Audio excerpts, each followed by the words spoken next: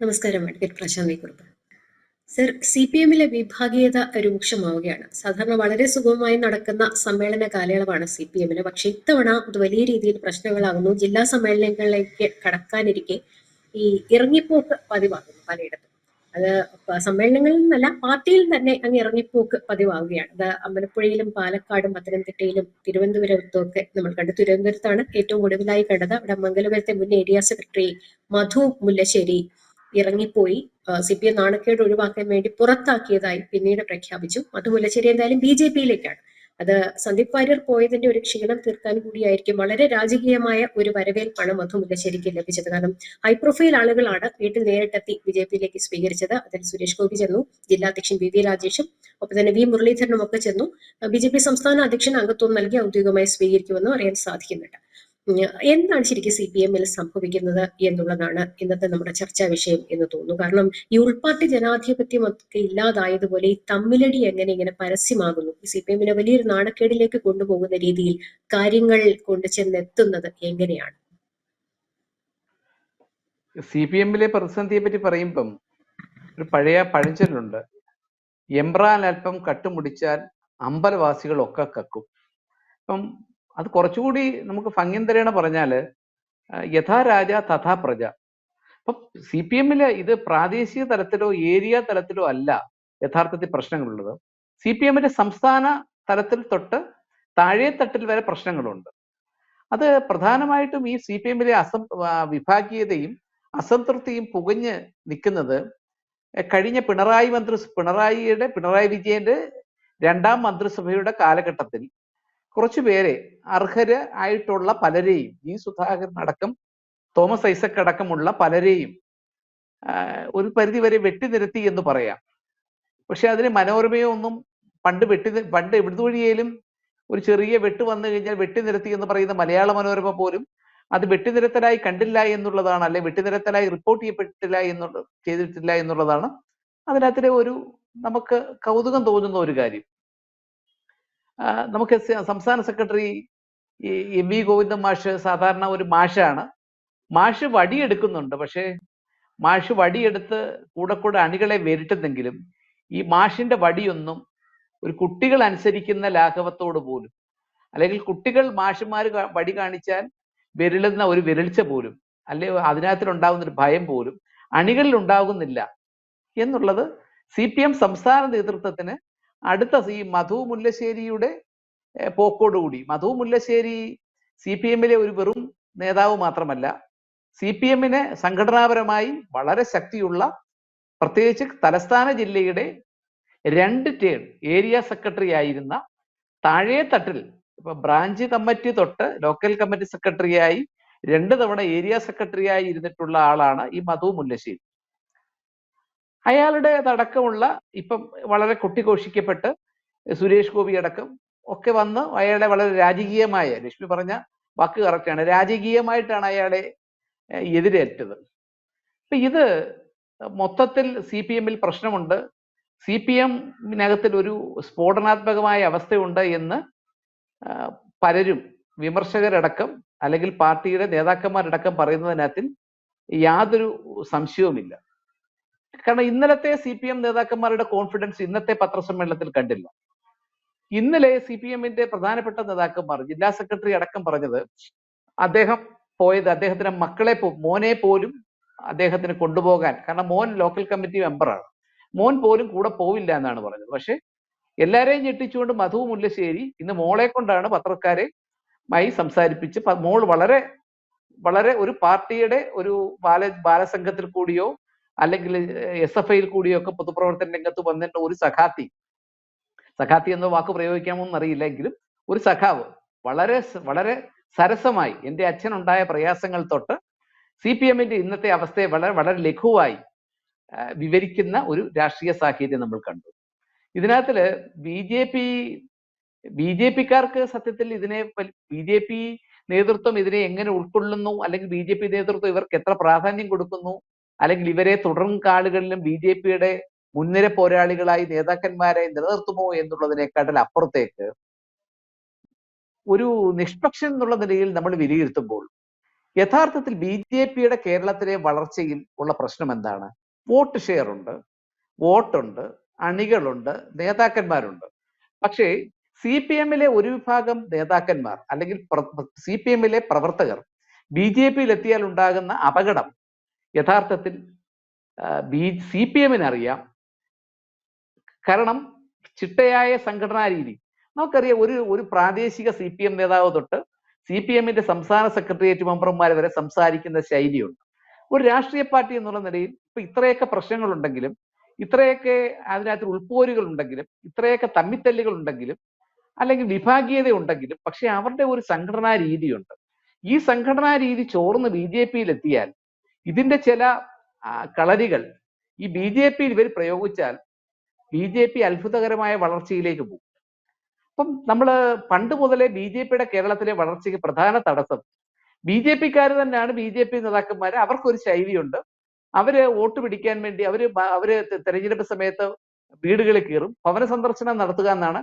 സാധാരണ CPM-കാരൊക്കെ വോട്ട് പിടിക്കാൻ പോവുക എന്ന് പറയും. പക്ഷെ BJP-ക്കാർ പറയുന്ന ഭവന സന്ദർശനമാണ്. ആ ഭവന സന്ദർശനത്തിൽ അവർ കഴിവതും അവർക്ക് വോട്ട് കിട്ടാൻ സാധ്യതയില്ലാത്ത ഒരു വീട്ടിലും അവർ കയറത്തില്ല. മറിച്ച് CPM ആണെങ്കിൽ അവർക്ക് വോട്ട് കിട്ടാൻ ഒരിക്കലും സാധ്യതയില്ലാത്ത RSSകാരന്റെ വീട്ടിലും, കോൺഗ്രസ്സുകാരന്റെ വീട്ടിലും, CPI ML-കാരന്റെ വീട്ടിലും, PDP-കാരന്റെ വീട്ടിലും, വിശ്വ ഹിന്ദു പരിഷത്തുകാരുടെ എല്ലാം വീട്ടിലും പോകും. അപ്പൊ ഇത് CPM-ന്റെ ഒരു വലിയ സംഘടനാ ശൈലിയാണ്. ഇത്തരത്തിൽ മധു മുല്ലശ്ശേരിയെ പോലെ അല്ലെങ്കിൽ ആലപ്പുഴയിലെ നേതാവിനെ പോലെ അത്തരത്തിലുള്ള നേതാക്കന്മാരും പ്രവർത്തകരും BJP-യിലേക്ക് ഒഴുകിയെത്തുന്നത് ഒരു പരിധിവരെ CPM-ന്റെ വളർച്ചയെ അല്ലെങ്കിൽ CPM-ന്റെ മുന്നോട്ടുള്ള പോക്കിനെ ഒരുപാട് തടസ്സം സൃഷ്ടിക്കുകയും BJP പോലെയുള്ള രാഷ്ട്രീയ പാർട്ടിക്ക് കേരളത്തിൽ വളരാൻ ആക്കം കൂട്ടുകയും ചെയ്യും എന്നുള്ള കാര്യത്തിൽ യാതൊരു സംശയവുമില്ല. ഈ ഞാൻ പെട്ടെന്ന് ഓർത്തുപോയത് EP ജയരാജൻ കഴിഞ്ഞ ദിവസങ്ങളുടെ മുന്നിൽ പറഞ്ഞതാണ്, അമേരിക്കൻ യൂണിവേഴ്സിറ്റിയിൽ നിന്ന് പ്രത്യേക പരിശീലനം ലഭിച്ചവരെ കേരളത്തിലെ പാർട്ടിയെ തകർക്കാൻ വേണ്ടി പോസ്റ്റ് മോഡേൺ സ്വന്തമാക്കുമറ്റാണ് ഉപയോഗിച്ചത്, വിടുന്നു എന്നുള്ളതാണ്. അതവിടെ ഇരിക്കട്ടെ. എന്തായാലും താങ്കൾ നേരത്തെ പറഞ്ഞല്ലോ ഗോവിന്ദൻ മാഷ് വടിയെടുക്കുമ്പോൾ എല്ലാവരും ഒതുങ്ങും എന്നുള്ളത്. പക്ഷെ പത്തനംതിട്ടയിലെ വലിയ പ്രശ്നം അണികളും പ്രവർത്തകരും ഒക്കെ സോഷ്യൽ മീഡിയയിലൂടെ വരെ കലഹിക്കുകയാണ് പുതിയ ഏരിയ സെക്രട്ടറിയുടെ പേരിൽ. അത്തരത്തിൽ ഗോവിന്ദൻ മാഷിന് അവിടെ എത്തിയിട്ടും പ്രശ്നം പരിഹരിക്കാൻ സാധിച്ചില്ല എന്നുള്ളതാണ്. ചുരുക്കി പറഞ്ഞാൽ ഇവരുടെയൊക്കെ കൈകളിൽ നിന്ന് ഒരു പക്ഷേ ഇതിന്റെ ഒരു സംഘടനാ സംവിധാനം നമ്മൾ നേരത്തെ പറഞ്ഞതുപോലെ അത് കൈവിട്ടു പോകുന്നു എന്നുള്ളതാണ് ഈ വരുന്ന കാലയളവ് ഇപ്പോൾ കണ്ടുകൊണ്ടിരിക്കുന്ന ഇനി വരുന്ന കാലയളവിലും ഇത് മൂർച്ഛിക്കുകയുള്ളായിരിക്കുമല്ലോ അല്ലെ? യഥാർത്ഥത്തിൽ CPM-ൽ പത്തനംതിട്ടയിൽ പണ്ട് മുതലേ പ്രശ്നങ്ങളുണ്ട്. കാരണം KR ഗൗരിയമ്മ CPM വിട്ട് JSS ഉണ്ടാക്കിയപ്പോൾ KR ഗൗരിയമ്മയോടൊപ്പം അന്നത്തെ ജില്ലാ സെക്രട്ടറി ആയിരുന്ന പിന്നീട് പാർട്ടിക്ക് അനഭിമതനായ ആൾ വരെ അദ്ദേഹത്തോടൊപ്പം പോയിരുന്നു. പക്ഷേ അതുപോലെ തന്നെ പണ്ട് VS പിണറായി പക്ഷത്തിന്റെ കടുത്ത ചേരിപ്പോര് നടക്കുന്ന സമയത്തും പത്തനംതിട്ടയിൽ CPM-ലെ രണ്ട് പ്രബലമായ ചേരികൾ ഉണ്ടായിരുന്നു, ഈ പിണറായി പക്ഷവും VS പക്ഷവും. പക്ഷെ തിരുവനന്തപുരം ജില്ലയിലെയോ അല്ലെങ്കിൽ മറ്റു ജില്ലയിലെയോ അവസ്ഥ അതല്ല, ആലപ്പുഴ ജില്ലയിലെയോ അവസ്ഥ അതല്ല. ഇവിടെയൊക്കെ തൃശ്ശൂര്, കണ്ണൂര് പോലും CPM-നകത്ത് സേഫ് അല്ല കാര്യങ്ങൾ. ഒരുപാട് പ്രശ്നങ്ങൾ CPM-ൽ ഇന്ന് സംഘടനാപരമായും ആശയപരമായും ഒക്കെ തന്നെ. അതിനകത്തിൽ പലപ്പോഴും ഈ നേതാക്കന്മാർ പുറത്തോട്ട് തുറന്നു വിടുന്ന കുടം അടച്ചു വെച്ചിരിക്കുന്ന കുടത്തിന്റെ വാ തുറക്കുമ്പോൾ അവർ പറയുന്നതൊക്കെ പലപ്പോഴും ജനങ്ങൾക്ക് വളരെയേറെ അത്ഭുതമുണ്ടാക്കുന്ന കാര്യങ്ങൾ വരെ പറയാൻ അവർ തയ്യാറാകുന്നു. അതായത് അവർ പ്രധാനപ്പെട്ട പറയാൻ കാര്യം മണ്ണ് മാഫിയ, മണൽ മാഫിയ, പരസ്ത്രീ ബന്ധം, അല്ലെങ്കിൽ ലൈംഗികാരോപണം, ഇത്തരത്തിൽ നമ്മൾ നേരത്തെ ഒന്നും കേട്ടിട്ടില്ലാത്ത തരത്തിൽ ആളുകൾ ഈ CPM-ന്റെ നേതാക്കന്മാർ പുറത്തു പോകുന്നവർ ശക്തമായ രീതിയിൽ പ്രതികരിക്കുന്നു എന്നുള്ളതും നമുക്ക് എടുത്തു പറയേണ്ട ഒരു കാര്യമാണ്. നമുക്കറിയാം പിന്നെ ഈ CPM-ലേക്ക് എന്തുകൊണ്ട് ഇപ്പം ആലപ്പുഴയിലെ നേതാവാണെങ്കിലും തിരുവനന്തപുരത്തെ നേതാവാണെങ്കിലും ഒക്കെ CPM-ലേക്ക് എന്തുകൊണ്ട് പോകുന്നു എന്ന് ചോദിച്ചാൽ ഒരു പരിധി വരെ CPM-ൽ നിന്നും ഒരു നേതാവിന് പോയി ഒരു സേഫായി രാഷ്ട്രീയ പ്രവർത്തനം നടത്താൻ BJP-യിൽ മാത്രമേ സാധ്യമാവുകയുള്ളൂ. അതുപോലെ തന്നെ ഒരു പരിധി വരെ BJP-യിൽ നിന്നും CPM-ലേക്കുള്ള കാരണം രണ്ടും അണികളെ പോകുന്ന പ്രവർത്തകരെ അല്ലെങ്കിൽ നേതാക്കന്മാരെ നേരിടുന്ന രീതി നമ്മൾ കണ്ടതാണ്. ഇതുപോലെ ഒരു ഏരിയ സെക്രട്ടറി ആയിരുന്ന നമ്മുടെ വടകരയിലെ TP ചന്ദ്രശേഖരന്റെ അവസ്ഥ നമ്മൾ കണ്ടതാണ്. അദ്ദേഹത്തെ CPM നേരിട്ട രീതി നമ്മൾ കേരളം മൊത്തം ചർച്ച ചെയ്യപ്പെട്ടതാണ്. അതിനെ തുടർന്നുണ്ടായ രാഷ്ട്രീയ സംഭവവികാസങ്ങൾ നമ്മൾ ചർച്ച ചെയ്തതാണ്. അതൊക്കെ ഞെട്ടിപ്പിക്കുന്ന കാര്യങ്ങളാണ്.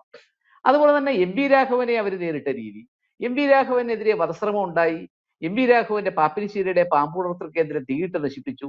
എം വി രാഘവനെ കേരള നിയമസഭയ്ക്കകത്ത് പോലും ആക്രമിക്കുന്ന ഒരു സാഹചര്യം CPM ഉണ്ടാക്കി. അണികൾ പോവുകയാണെങ്കിൽ CPM-ലെ പ്രധാനപ്പെട്ട നേതാക്കന്മാരോ CPM-ലെ പ്രധാനപ്പെട്ട പ്രവർത്തകരോ പോവുകയാണെങ്കിൽ BJP പോലുള്ള രാഷ്ട്രീയ പാർട്ടിയെ മാത്രമേ അവർ തെരഞ്ഞെടുക്കത്തുള്ളൂ. അവർക്കൊരു പക്ഷേ ചിലപ്പോൾ കോൺഗ്രസിലേക്ക് പോകാൻ രാഷ്ട്രീയമായ താല്പര്യങ്ങൾ ഉണ്ടായിരിക്കാം. അപ്പൊ അവർക്ക് പക്ഷേ അവർക്ക് സേഫ് ആൻഡ് കംഫർട്ടബിൾ ആയി അവരുടെ തുടർന്നുള്ള രാഷ്ട്രീയ പ്രവർത്തനം നടത്തിക്കൊണ്ട് പോകാൻ പറ്റുന്നത് CPM-ൽ മാത്രമാണ്, അല്ലെങ്കിൽ BJP-യിൽ മാത്രമാണ്. അതുപോലെ തന്നെ ഇപ്പൊ ഈ മധുവിനെ സംബന്ധിച്ച് പറഞ്ഞാൽ കഴക്കൂട്ടം മണ്ഡലം എന്ന് പറയുന്നത് BJP-ക്ക് എ ക്ലാസ് മണ്ഡലമാണ്. BJP കഴിഞ്ഞ പാർലമെന്റ് തെരഞ്ഞെടുപ്പിലടക്കം നിയമസഭാ തെരഞ്ഞെടുപ്പിലടക്കം ചരിത്രപരമായ വോട്ട് മേടിച്ച ഒരു കോൺസ്റ്റിറ്റ്യുവൻസിയാണ്. അവിടെ BJP-ക്ക് ഒരു ഫ്യൂച്ചർ ഉണ്ട് എന്ന് വ്യക്തമാണ്. അപ്പം അതുകൊണ്ട് തന്നെ ഇനിയും കൊഴിഞ്ഞുപോക്കുകൾ ഉണ്ടാകും, ഇനിയും ഇത്തരത്തിലുള്ള രാഷ്ട്രീയമായ മാറ്റങ്ങൾ ഉണ്ടാകും. അത് കോൺഗ്രസിലേക്ക് ഒഴുകുന്നതിനേക്കാട്ടിൽ കൂടുതൽ ഞാൻ ഈ പറഞ്ഞ കാരണങ്ങളാൽ കോൺഗ്രസിലേക്ക് പോയാൽ ഒരിക്കലും ഒരു സുരക്ഷിതത്വം കിട്ടില്ല. സന്ദീപ് വാര്യരെ കൊണ്ടുപോയി സന്ദീപ് വാര്യർ അതിന് ചില പ്രത്യേക സാഹചര്യങ്ങളുണ്ട്. പക്ഷെ സാധാരണ ഒരു മധു പോയാലോ അല്ലെങ്കിൽ മറ്റു ഉള്ള ആളുകൾ CPM-ൽ നിന്ന് BJP-യിലേക്ക് പോയാലോ അല്ലെ കോൺഗ്രസിൽ നിന്ന് CPM-ലേക്ക് പോയാലോ ഉള്ള സാഹചര്യം അല്ല ഇപ്പോഴത്തെ സാഹചര്യം. അതുകൊണ്ട് തന്നെ ഇനിയും വരും ദിവസങ്ങളിലും ഈ BJP-യിൽ നിന്നും CPM-ലേക്കുള്ള കുത്തൊഴുക്കുണ്ടാകും. കാരണം അത് ഏരിയ സമ്മേളനം വരെ ആയപ്പോൾ ഇത്രയും തരത്തിൽ സംഘടനാപരമായ രീതിയിലുള്ള പ്രശ്നങ്ങൾ ഉണ്ടായാൽ ഭാവിയിൽ ഇനിയും വരും ദിവസങ്ങളിൽ ജില്ലാ സമ്മേളനങ്ങളിലേക്കും സംസ്ഥാന തലത്തിലേക്കും ഒക്കെ പോകുമ്പോൾ ഇത് ഉടനെ CPM നേതൃത്വം ഗോവിന്ദൻ മാഷ് എത്ര വടിയെടുത്താലും അല്ലെങ്കിൽ പാർട്ടി എത്ര അച്ചടക്കത്തിന്റെ കൂച്ചുവിലം കിട്ടാലും പരിഹരിക്കാൻ പറ്റുന്ന സാഹചര്യത്തിലല്ല CPM-നെ ഇപ്പോൾ എത്തിച്ചിരിക്കുന്ന ഈ പ്രതിസന്ധി എന്നുള്ളതാണ് യാഥാർത്ഥ്യം. കൂടുതൽ വാർത്തകളും വിശേഷങ്ങളും നിങ്ങളിലേക്ക് എത്താൻ ABC മലയാളം സബ്സ്ക്രൈബ് ചെയ്യുക, ബെൽ ബട്ടണും അമർത്തുക.